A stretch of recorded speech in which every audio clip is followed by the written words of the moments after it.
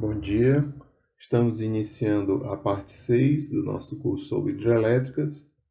Vamos falar nesse tópico sobre pequenas centrais hidrelétricas, também conhecidas como PCHs, e os impactos das hidrelétricas sobre o meio ambiente. Meu nome é Paulo Carvalho, sou professor do Departamento de Engenharia Elétrica da Universidade Federal do Ceará. Um rápido conceitos, né? Então, as pequenas centrais hidrelétricas podem ser definidos como empreendimentos de geração com potência entre 5 e 30 megawatts e com área de reservatório de até 13 km². Então vejam que a definição envolve uma faixa de potência e envolve também a área do reservatório, que é algo de bastante impacto, bastante influência sobre a questão da relação com o meio ambiente. Alguns dados relativamente atuais, dados de 2018, colocam que as PCHs responsáveis por 3,2% da potência instalada no Brasil. Isso corresponde a 429 PCHs no país, com uma potência total, todas juntas, de 5.040 megawatts.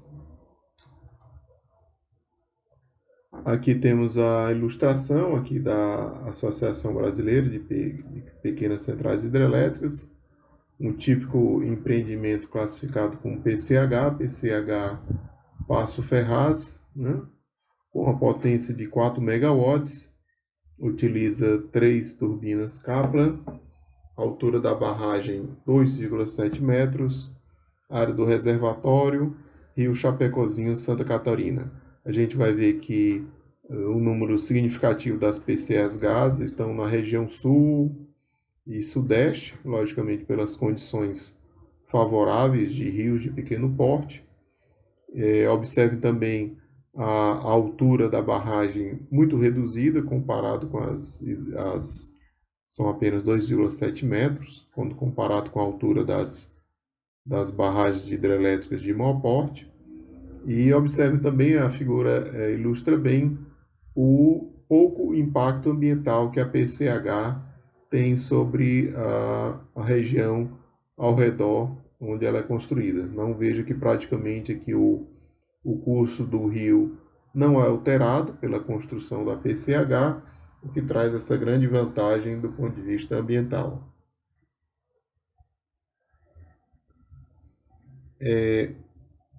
Vimos a classificação como PCH. Outra classificação também importante para as usinas de menor porte, classifica-as como micro e mini geração distribuídas. Então, a gente faz uso aqui da resolução 687 da ANEEL de 2015, algo mais recente, né? E coloca aí a microgeração distribuída como aquela unidade com potência menor ou igual a 75 kW e utilize cogeração qualificada ou fontes renováveis de energia, logicamente, entre as quais se encaixa o recurso hídrico. A mini geração distribuída, por sua vez, é a central com potência entre 75 com potência superior a 75 kW e menor ou igual a 3 megawatts para fontes hídricas. Veja que a resolução faz uma diferença, né? Para as demais, o limite vai até 5 megawatts, mas para fonte hídrica, a faixa de mini geração corresponde a potência superior a 75 kW e menor ou igual a 3 megawatts. E assim ficam definidas a micro e mini geração distribuídas. Os dados aqui é a fonte da EPE, né, Empresa de Pesquisa Energética, mostra a participação de cada fonte na geração distribuída em 2018. Então, vemos que a geração distribuída ao total em 2018 era de 828 gigawatt-hora, isso obviamente é a produção de energia elétrica, né? E desse total, a hidrelétrica correspondia a 58,9 megawatts. Tá? Então veja que a participação, nós temos aí em torno de 64%. O primeiro lugar é a solar fotovoltaica, tá? E em segundo lugar, a hidráulica, com 19% dessa geração do período. Do ponto de vista da relação com o meio ambiente, nós temos aqui citando inicialmente os impactos positivos da formação dos lagos e das represas. Alguns desses impactos já haviam sido citados anteriormente, né? A possibilidade de represar águas do rio para permitir captação e desvio, elevação do nível das águas a fim de proporcionar um desnível adequado a um aproveitamento hidrelétrico ou condições de navegabilidade, formação de reservatórios reguladores de vazões, que é uma situação típica, por exemplo, no caso do Lago de Sobradinho, que regulariza as vazões para todas as outras hidrelétricas situadas a jusante de Sobradinho. Mas, como sabemos, temos aqui os impactos negativos também da formação dos lagos, inundação de grandes áreas, realocação de cidades, alteração do fluxo natural do rio, que em geral passa a ser perenizado, né? Microclima próximo à área da barragem também sofre modificação, alteração aí do ciclo da água, evaporação. E um aspecto também interessante, que geralmente associado apenas às termoelétricas, mas também aqui encontramos a emissão de gases do efeito estufa, né? Por ocasião da formação do lago, né, um manejo adequado pode submergir grandes quantidades de matéria orgânica. Geralmente, que é o caso, uma situação típica encontrada em áreas de floresta, como por exemplo a Amazônia, região norte. Então, se não é feito devido corte de árvores, devido desmatamento, medidas preventivas não são tomadas, a inundação de um grande volume de matéria orgânica, esse material, ao se decompor no fundo dos lagos, produz o metano, né? O CH4 é um gás oriundo da decomposição de matéria orgânica.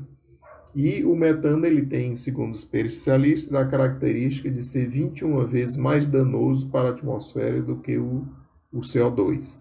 Então, lembrando, quando a gente fala gases do efeito estufa, é uma série de gases que alteram a composição da atmosfera e, através desse processo, há uma alteração na temperatura média do planeta, no caso que, segundo os especialistas, estamos vivendo é um aquecimento, uma elevação da temperatura, devido a essa alteração causada pelos gases de efeito estufa. Então, o metano, né, ele é 21 vezes mais danoso para a atmosfera, para esse processo de aquecimento, do que o dióxido de carbono, e uma das causas do metano é exatamente essa decomposição de matéria orgânica no fundo de reservatórios, né, de matéria orgânica que é submersa, que fica debaixo d'água quando há o fechamento das represas em áreas anteriormente cobertas por florestas, por vegetação.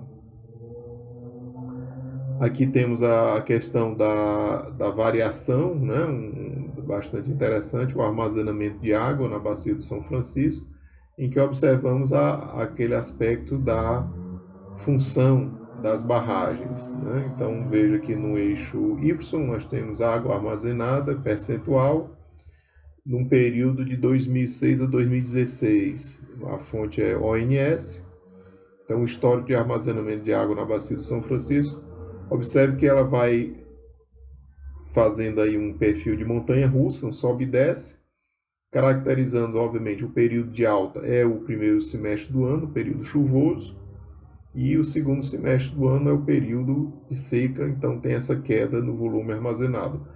Se nós observarmos, né, de 2006 até 2012, nós temos níveis relativamente próximos, aí, acima de 80% de armazenamento.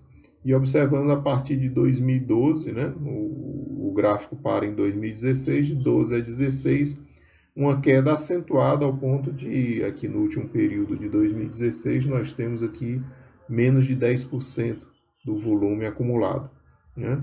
Então, observa aí essa questão que mesmo com o uso das barragens, que são feitas, obviamente, entre outras coisas, para acumular a água da chuva, mesmo com a existência das barragens, se você passa por um período extremamente grave de seca, como pode ser observado aí de 2013 a 2016, mesmo essa barragem ela é reduzida bastante o volume acumulado nessas barragens. Então fica difícil que a hidrelétrica cumpra a sua função de atender a demanda, né, do país. Então veja que esse gráfico é bastante interessante, que mostra, né, a importante função das barragens, mas que em períodos críticos de pouca chuva é impossível, né, não se pode acumular, obviamente, se não há chuva, né? Então, uma das possíveis soluções para esse tipo de problema é exatamente aumentar a segurança energética do país através da diversificação da matriz energética do país. Então, o que nós já comentamos anteriormente, não significa colocar a hidrelétrica contra a fotovoltaica ou a hidrelétrica contra a eólica, não é esse o caso. A solução é uma diversificação, em que cada fonte tem suas características, tem suas vantagens e desvantagens e complementa as demais. E aqui fica bem evidente, como nós verificamos essa queda acentuada de volume armazenado no segundo semestre, né? Como nós sabemos, é exatamente no segundo semestre, isso praticamente em todo o território brasileiro, é que são registrados mais altos índices de velocidade do vento e os mais altos níveis de radiação solar, ou seja, então a eólica e o solar se somam para complementar a geração das hidrelétricas.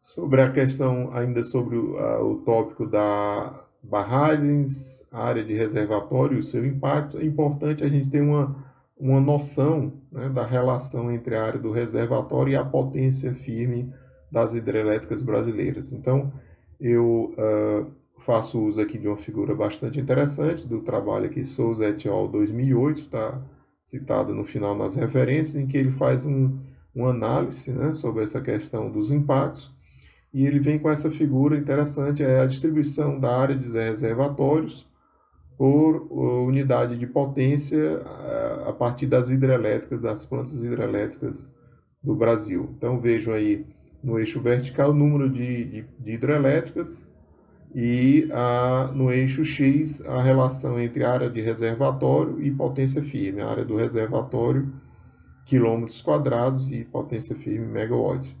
Então, o que é que nós observamos? Observamos que praticamente aí 60% são essas duas colunas centrais, 60% das hidrelétricas do Brasil apresenta aí uma relação de área por potência na faixa de 0,1 a 1 quilômetro quadrado por megawatt.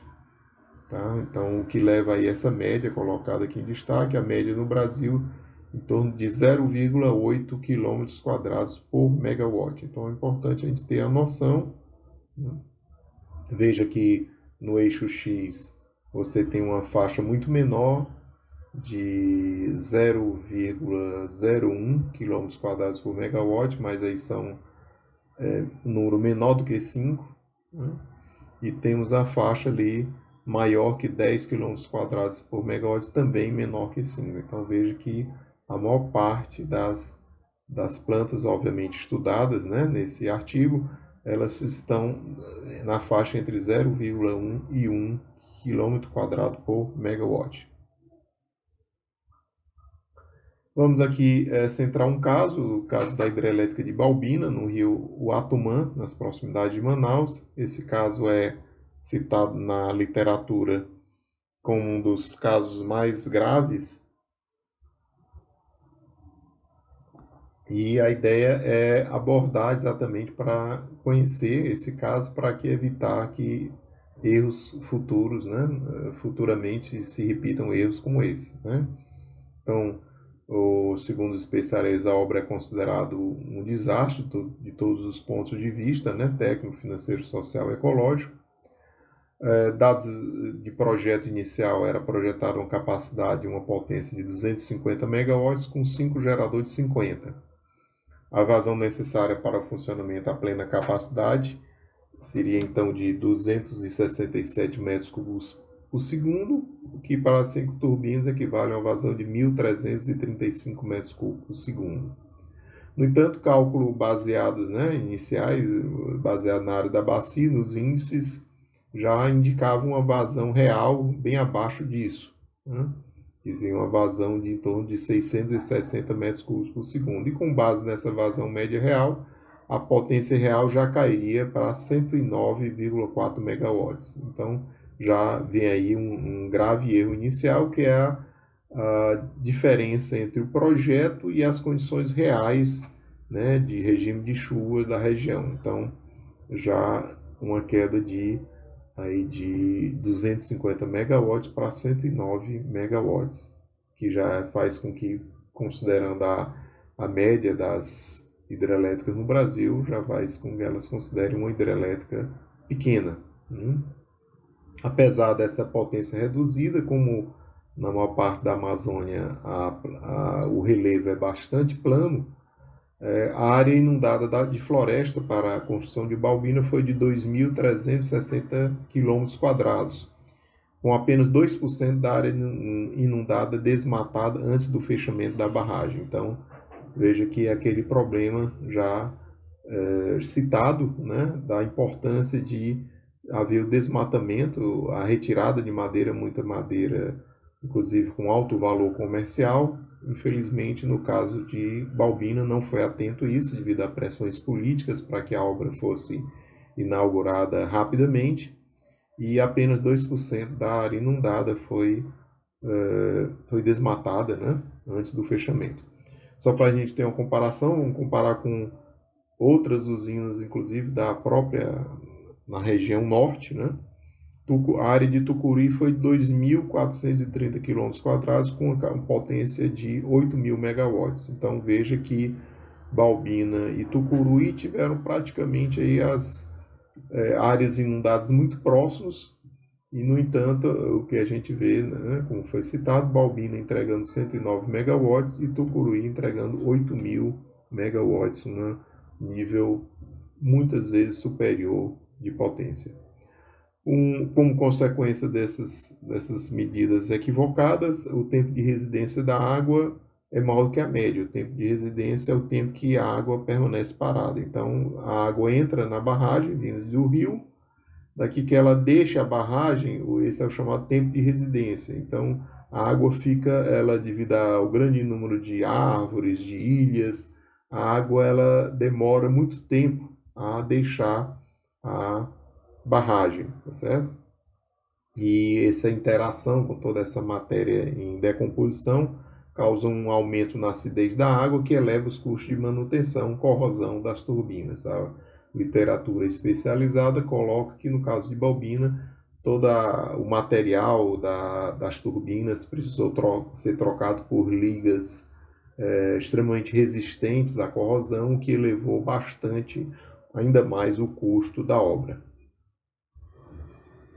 Outro dado bastante significativo, a profundidade média da represa é de apenas 7,4 metros e 780 km², um terço da área total tem menos de 4 metros de profundidade. Então, dá para a gente ter uma ideia do impacto, Uma área de um terço de uma área inundada com menos de 4 metros de profundidade para a construção de uma hidrelétrica. A baixa profundidade e a existência de terra alternadamente inundada e exposta, favorece a produção de metano, que, como a gente já citou, é 21 vezes mais danoso para o aquecimento global do que o dióxido de carbono. E em termos de custo, o custo do quilowatt de capacidade instalada é de $3.000. Então, para comparação, o custo do quilowatt, considerando a potência média real, entrega a Manaus, chega aí a $6.800, já que a gente viu que a potência real é menor do que a potência planejada. Só para comparação, então, Tucuruí apresenta a relação de $675 por quilowatt. Para Itaipu, a relação é de $1.206 por quilowatt. Então, dispensa maiores comentários, né? Vejam aí a relação, a segunda maior hidrelétrica do mundo, que é Itaipu, tem uma relação de $1.200 por quilowatt e Balbina chega a $6.800 por quilowatt devido a essa série de equívocos que foram realizados. Algo importante aqui para citar é que Balbina foi dispensada da apresentação do RIMA, né?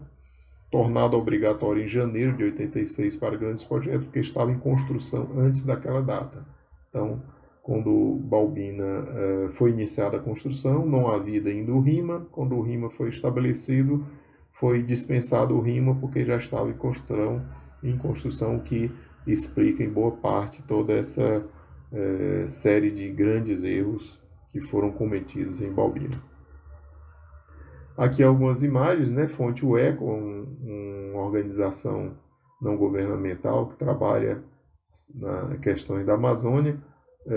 Para a gente ter uma ideia em termos de área, né? Eu achei bastante significativa essa figura. Se nós compararmos aqui a área ocupada pela cidade de Manaus com a área ocupada pelo reservatório. Então, vejam também o rio, a Jusante, né? É um rio que ocupa um pequeno espaço e compare aí o alargamento, né, que ocorreu devido à construção da barragem, uma área que, como vemos aqui pela figura, ocupa várias vezes, cabe em várias cidades do nível de Manaus dentro da área do reservatório. Aqui a outra fonte, Baldisen, 2005. Dá para a gente ter uma pequena noção, apesar de mostrar apenas uma pequena parte do lago formado, mas vejam que a casa de máquinas é relativamente pequena, e vejam, né, dá para a gente ter já uma noção aí do grande lago formado para represamento das águas.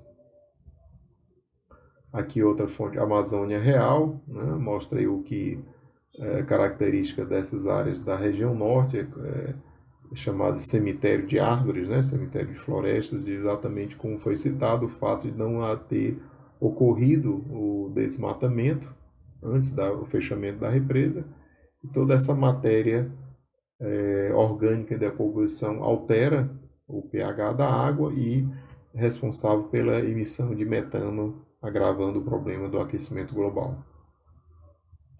Aqui nossa referência, o nosso livro, Geração de Energia Elétrica, site aqui da Associação Brasileira de Pequenas Centrais Hidrelétricas, a ANEEL, Amazônia Real tem notícias sobre o processo de Balbina, Baldinsen também um artigo que trata aqui dos impactos no rio Atumã, CERP é o Centro de Referência em Pequenas Centrais Hidrelétricas, o ECO, um ONG também trata sobre essa questão de Balbina, EPE, Fernside, que é um dos maiores especialistas do mundo sobre a questão da Amazônia, então tem um artigo na revista Ciência Hoje sobre os impactos de Balbina, Hidroenergia, e o artigo do Souza, a Renewable and Sustainable Energy Reviews, que fala da questão da relação de áreas de reservatórios versus potência entregue.